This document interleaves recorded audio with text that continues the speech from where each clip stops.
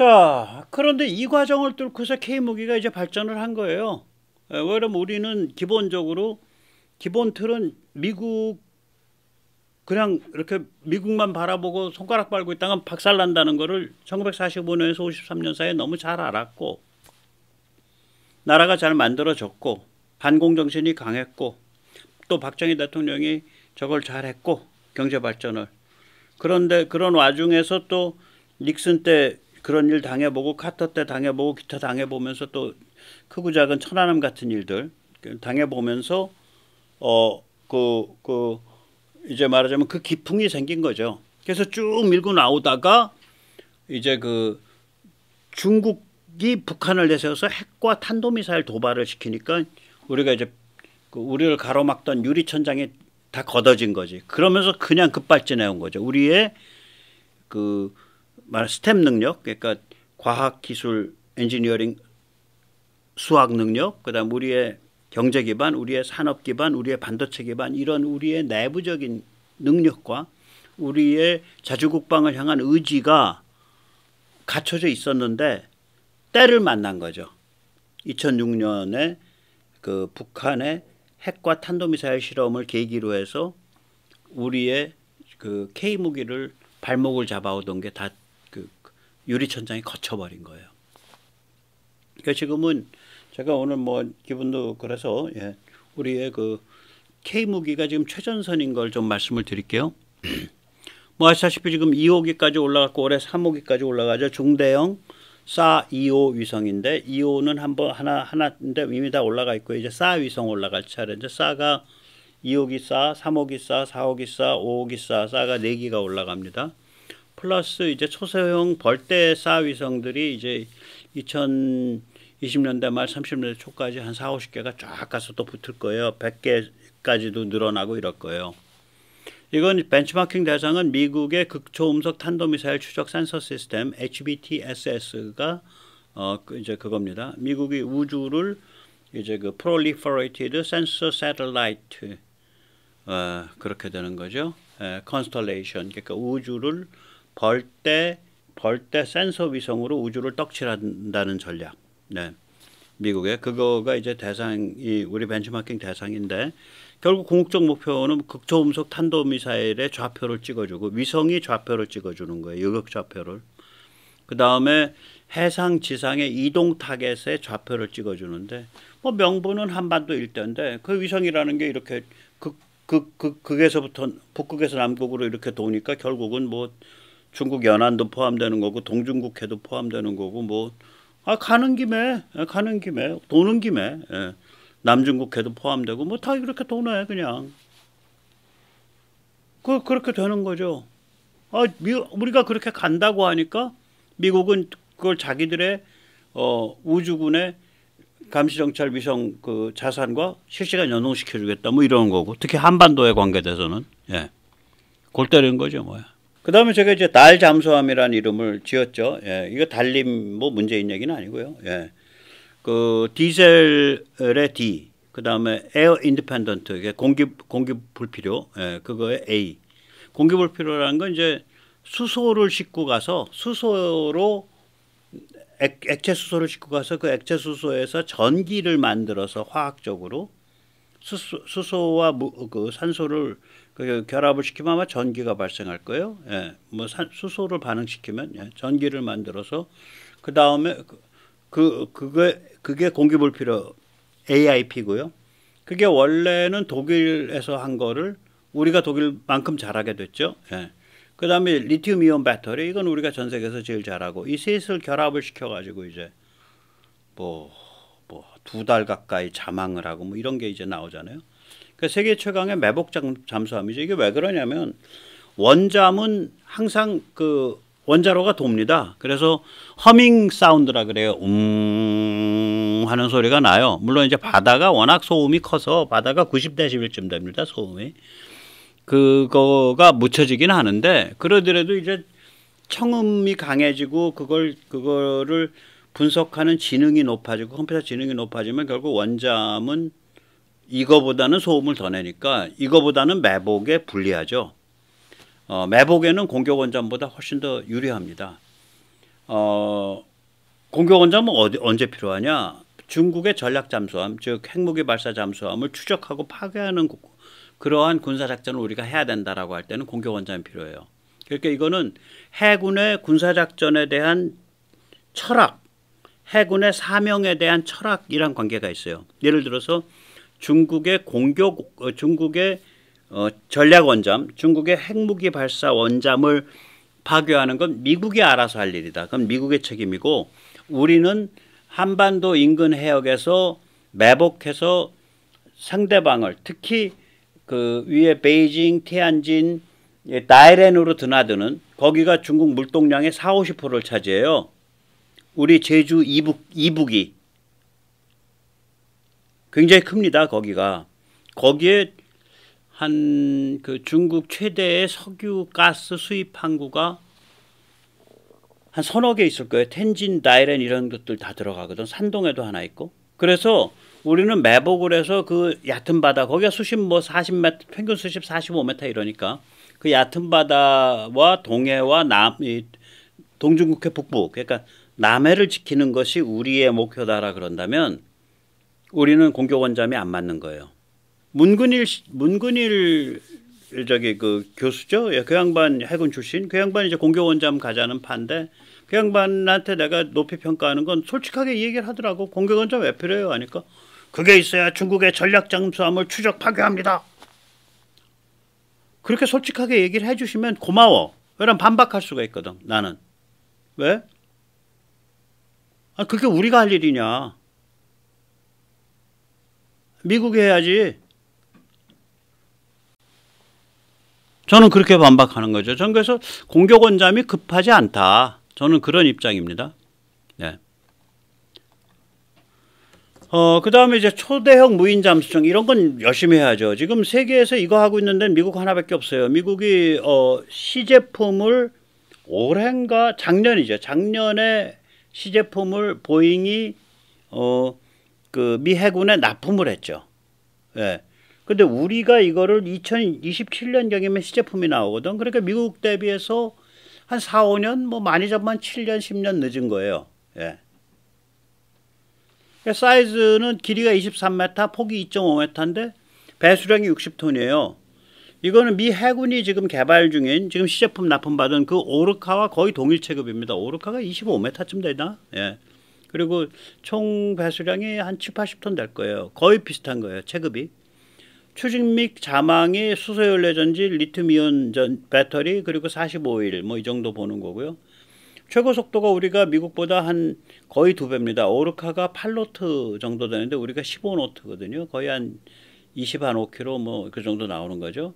이거는 뭐 우리가 성능이 좋아서라기보다 무기의 컨셉이 다른 거지. 우리는 빨리빨리 다니고 신속 대응하겠다는 거고, 미국은 에너지를 아껴서 천천히 오랫동안 숨어 있겠다. 이게 저게 기니까, 넓으니까 지역이 그런 거고. 무장은 뭐 기뢰, 어뢰, 그 다음에 기뢰 탐지 소나, 그걸 Mine Aperture 소나라 그럽니다. MAS.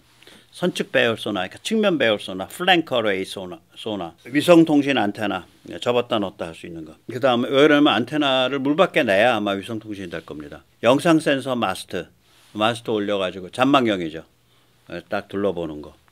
임무는 감시 정찰, 누가 오나 안 오나, 기뢰 포설, 기뢰 제거, 잠수함 파괴, 함정 파괴. 이런 애가 이게 한 대당 1,000억 안 넘을 거예요. 몇백억 수준인데, 이런 애를 한 50대 찍어내 갖고 바다에 뿌려버리면 중국이 뭐 어떻게 되겠어요? 중국 해군이. 그걸로 가는 거지. 예. 그래서 돈을 이렇게 써야 된다 이거지. 이런 거 100대 찍는 돈이라 그래봐요. 원잠 한 척값보다 덜한 거예요. 일단 처음 들어가는 비용이. 유지 보수비 따지게 되면 원잠의 뭐 10분의 1, 5분의 1 되는 거고. 운영비 유지 보수비 따지면. 그래서 이런 걸로 우리는 이런 걸로 가야 된다. 저는 그렇게 보는 거죠. 네. 네. 이게 저 한화오션 그림입니다. 예. 다 영어인데 뭐 예.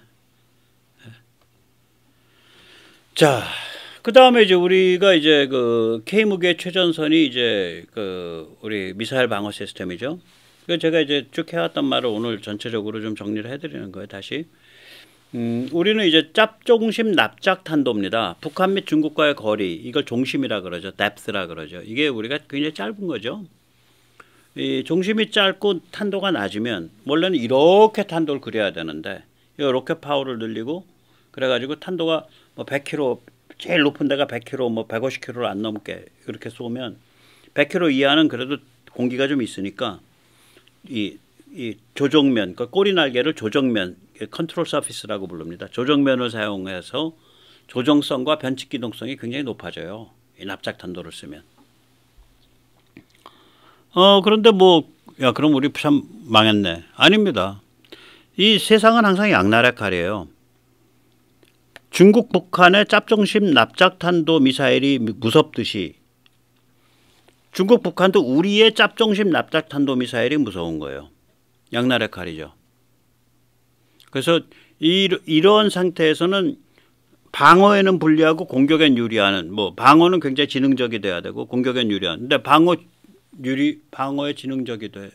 우리 지능적이 되잖아. 미국 방어 시스템 지금 찜쪄 먹으려고 그러고 있잖아요. 우리는 미국으로부터 독립된 MD 풀세트인데 이게 서방 유일이에요. 제가 거듭 말씀드리지만 이스라엘은 미국 합작품이고요. 일본은 미국제 로키드 마틴 거 그냥 씁니다. MD 풀세트를 미국으로 독립해서 하는데 이게 전부 종말 단계에 집중돼 있어. 우리는. 그렇잖아. 우리는 150km 이상 떠 있는 거는 한반도 지나가는 거라 우리는 할 필요가 없어. 150km 이하 종말 단계만 하면 돼. 그렇게 되는 거예요. 보통 150km 이하를 종말 단계라 그러거든요. 그 다음에 서방 유일에 미국으로부터 독립된 해상 MD를 하잖아. 이거 하려고 시도할 수 있는 나라는 유일하게 이스라엘인데 그것도 미국과 합작으로. 이스라엘은 해군이 별로 없어요. 이스라엘은 우리로 치면 뭐야. 순찰함이라 그러나 뭐라 그러나 꼬르베띠. 그 PKMR 뭐 이런 거. 예. 그런 거요. 그러니까 뭐 2,000톤 뭐 이런 급의 배들밖에 없어요. 이스라엘이. 지중해 쪽은 이탈리아랑 스페인이 다 지켜주니까 미국이랑. 그래서 이스라엘은 해양에 대해서는 크게 신경을 안 써요. 널널한 거예요. 그 따라서 해상 MD를 안 만들지. 우리는 바다 건너 바로 뭐 한 400km 가면 바로 칭다오 잠수함 기지니까 우리는 해야 되고. 예. 그 한국형 이지스 만들겠다는 거 아니에요? 이거 무시무시한 얘기입니다. 이거 제가 키지스라고 불러요. 키지스. 이제야 한국형 이지스라는 얘기가 많이 나오더라고. 2030년대 초쯤 되면 이게 그림이 나올 겁니다. 구현이 되기 시작할 겁니다. 그러니까 현장 배치 시작할 겁니다. KDDX부터 가니까 구축함, 차세대 구축함. 그 다음부터 서방 유일의 세 번째 특징이 있습니다. 미국 우주군이 배치되어 있는 유일한 나라예요. 그러니까 주한미 우주군이 있죠. 그리고 미국의 MD와 다른 독립 MD인데 미국 감시 정찰 시스템과 실시간 연동해. 미국 MD든 뭐 독립 MD든 간에 남의 나라 MD와 미국이 자기 우주군 자산을 연동하는 경우 거의 없고요. 그게 특히 그 남의 나라 MD가 그 남의 나라의 국산인 경우엔 더더욱 그렇죠. 무시무시한 일이 벌어진 거죠. 그리고 세계 유일의 특징이 있습니다. 종말 단계에 집중돼 있죠. 그래서 이게 육상 5겹이죠. 예. 그러니까 장사정포 유격 체계라고 하는데 이게 말이 좀 이게 그릇된 거예요. 장사정포 유격 체계라 그러니까 사람들이 포탄을 유격하는 건데 그게 아니라 장사정포가 뭐냐면 다구경 방사포. 거의 탄도미사일급 추진력을 눕혀갖고 쏘는 거예요. 로켓으로. 그거를 얘기하는 거예요, 이게 지금. 다구경 방사포인데. 그러니까 탄도미사일을 땅바닥에 눕혀서 쏜다, 이렇게 생각하시면 돼. 그거 막는 게 LAMD. 그 다음에 천공2. 지금 준비되고 있는 천공3. LSAM1, LSAM2. 육상이 5겹 아니에요. 지금 SM2를 둘로 나누겠다는 거 아니야. 그럼 SM3까지 가죠. 그러니까 그거도 탄도미사일 유격하고 극초음속 유격하고 둘로 나누면 SM3, SM4가 되겠죠. 6겹 단에. 그 중에 한 2개 정도는 최소한 해상에 적용될 거라고. 해상 이지스에. 그러면 납작탄도를 겨냥을 하고 육상에서 5겹에서 6겹, 해상에서 2겹. 거기다가 미제 패트리어트가 있고 미제 사드가 있으니까 육상에서 7겹에서 8겹, 해상에서 2겹. 무시무시한 거죠. 세계 유일입니다. 그래서 우리 수출 셀링 포인트가 있죠. LIG 넥스원이 이 셀링 포인트를 잘 잡은 거예요.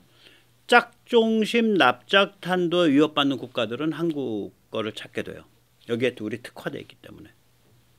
어디가 그러냐. 중동과 동유럽이 그렇죠. 이스라엘은 짭중심이 아닙니다. 이번에 봤지만 이란에서 1600km 이렇게 되잖아요. 짭중심이 아니에요. 이스라엘은.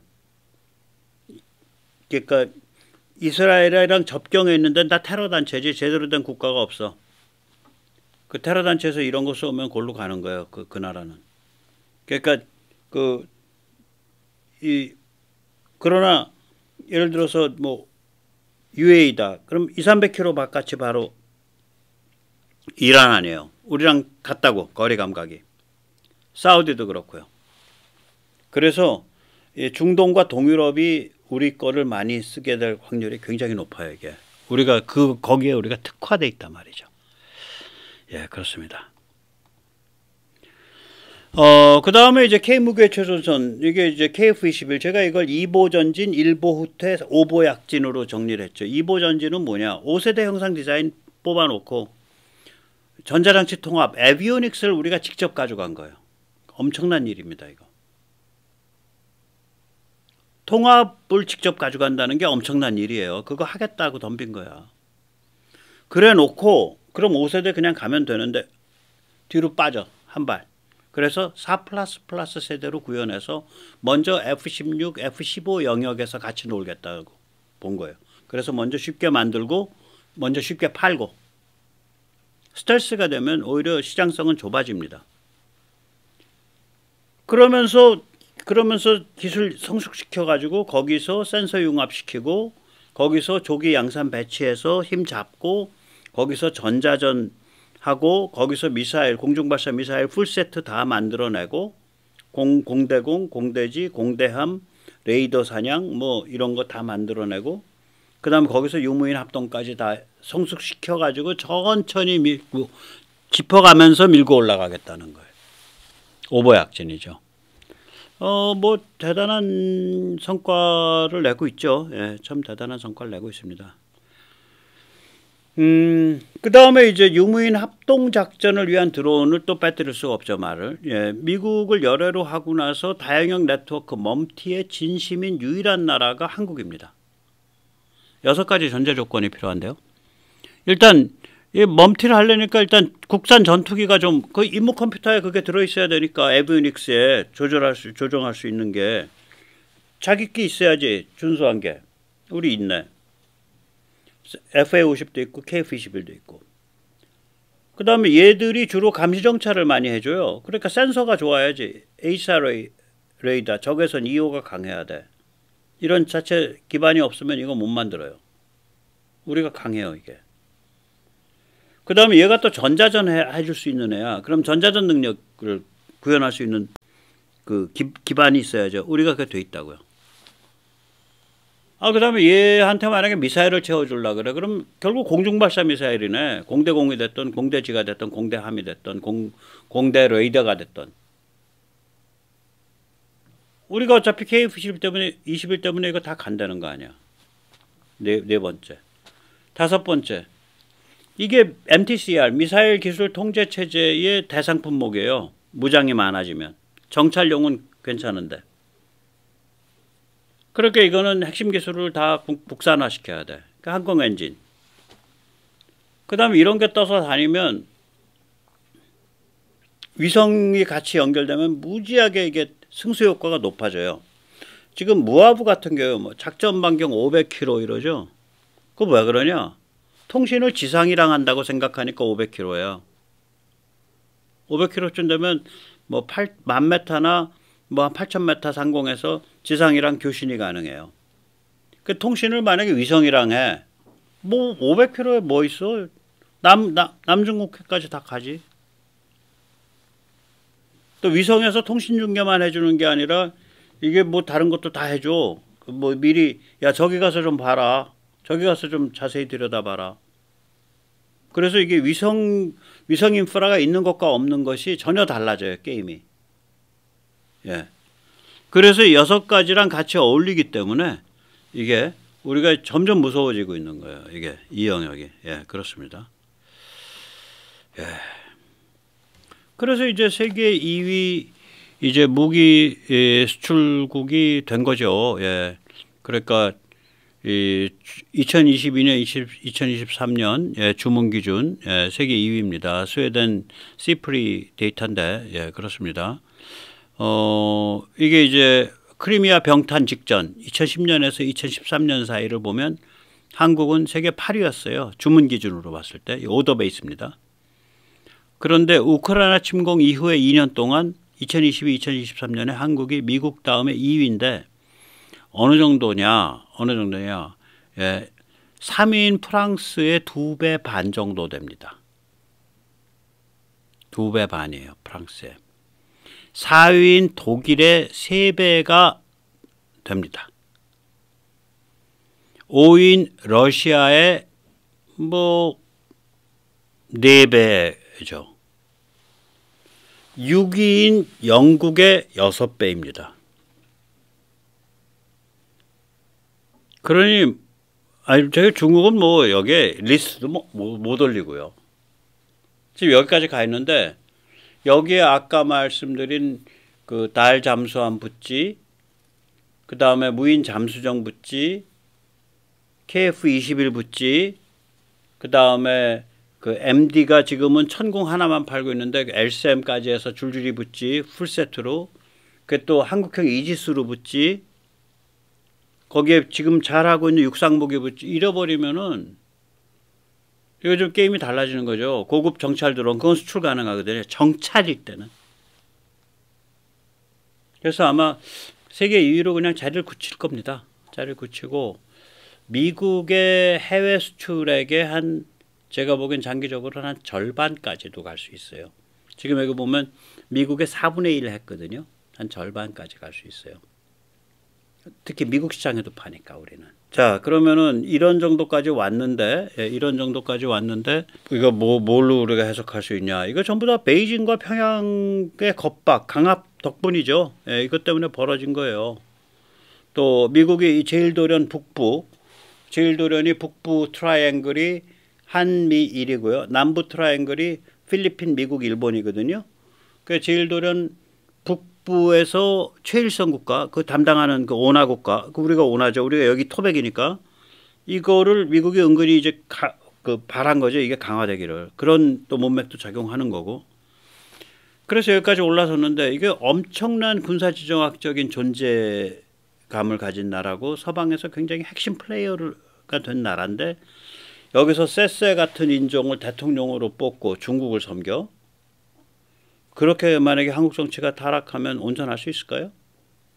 저는 미어샤이머 이 사람 우크라이나에 대한 거는 별로 굉장히 싫어하지만 이 말은 잘했어요. 2022년 1월 달에 동아일보와 할 때 취지가 결국 이 얘기야. 한미동맹을 하든지 무덤 위에서 중국과 브루스 땡겨라. 예. 이런 파워가 붙었기 때문에 그만큼 더 어떤 점에서는 이 파워를 잘못 쓸 때는 그만큼 더 치명적 결과가 옵니다. 오늘 여기까지 모시겠습니다. 감사합니다.